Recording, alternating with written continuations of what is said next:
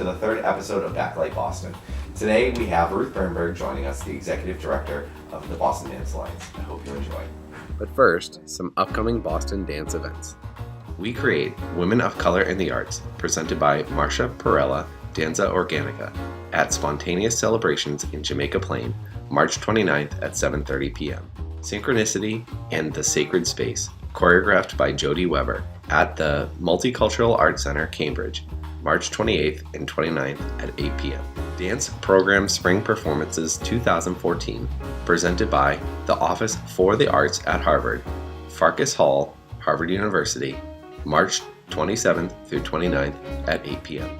Receptions, presented by Rainbow Tribe and featuring Tribe, the dance company, B-Side, and Embrace, Boston University Dance Theater, March 29th at 2 p.m. and 8 p.m. Spring Repertory, presented by Walnut Hill School for the Arts, Parent Theater Natick, April 10th through 12th at 7 p.m., April 13th at 2 p.m. Body Traffic, presented by World Music, Crash Arts, ICA Boston, April 11th at 7:30 p.m., April 12th at 8 p.m. Boston Dance Alliance 2014 Gala, The Sanctuary Theater, Cambridge. Friday, April 11th at 7 p.m., Dance After Party to Fall. Life Unlived, A Dream, presented by Deadfall Dance, The Dance Complex, Cambridge, April 12th at 8 p.m. On the Threshold of Beginning, featuring Mariah Steele, Quicksilver Dance, Simmons Hall at MIT, April 18th and 19th at 8 p.m. Movement at the Mills, featuring Jessie Jean and dancers, and Reject Dance Theater, presented by Boston Center for the Arts, Mills Gallery, Boston, April 18th at 7 p.m. and 8 p.m. So joining us is Ruth Birnberg, the Executive Director of the Boston Dance Alliance. Thank you for joining us. Thanks for having me here. It's my pleasure. So for people who might be unfamiliar with what the Boston Dance Alliance is, can you just, brief history of what the Boston Dance Alliance is? It is an art service organization, and if you've never heard of such a thing, we like to think about it as the trade association, like a trade association primarily for the not-for-profit dance world, but for-profit companies as well. And it began originally in 1985 by a group of artistic directors and managing directors who felt a real need for people to come together and to think about issues that weren't only about themselves, but for sort of the whole dance field. It remained what would be called a volunteer, grassroots, board-run organization with Sure. no staff for until 2005. Yeah. So its first 20 years was to sort of grassroots run, with always a goal to do more than that.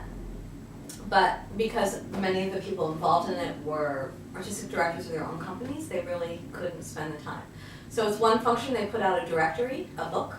We don't usually do books anymore, like old, almost like a yellow pages of dance. And Sure. then in the sort of beginning of the early 2000s, the president of the board at the time was a woman who was very driven to shift the organization. Her name was Amy Ellsworth, and still a huge supporter of dance.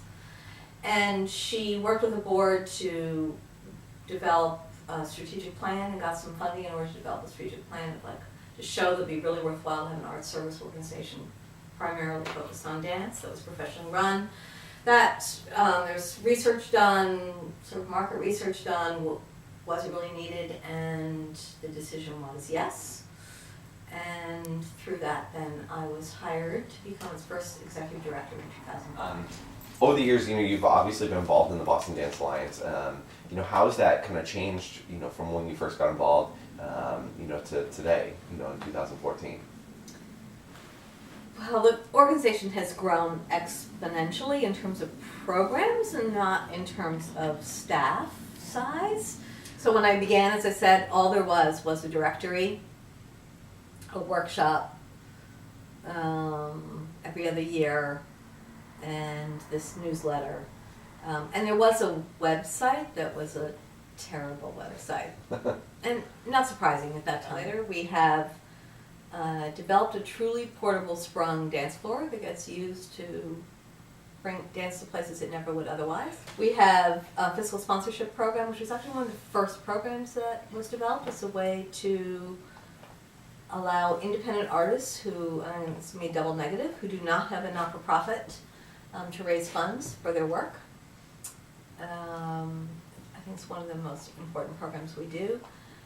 We then, through a family foundation, have been offering 2 to 3 what are called rehearsal and retreat fellowships, which give significant funds to a choreographer and their dancers.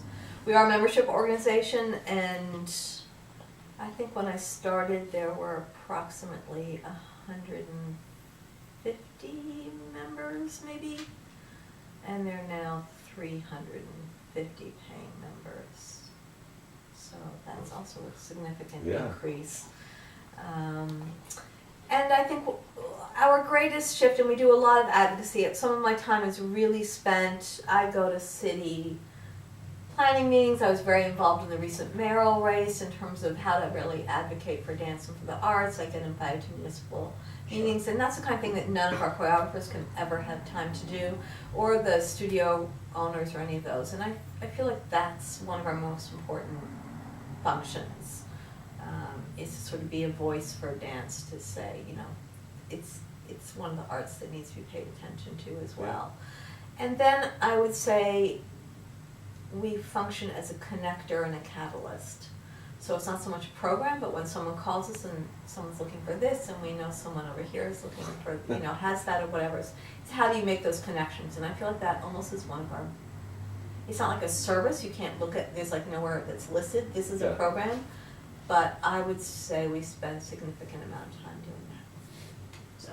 That's great. And you guys have a upcoming gala. I don't know if there's something you want to talk about. Yeah, I would love to. We do. On April 11th, we have an annual gala, and it definitely is to help raise the funds, because being an art service organization, we have very few programs that can bring in earned revenue.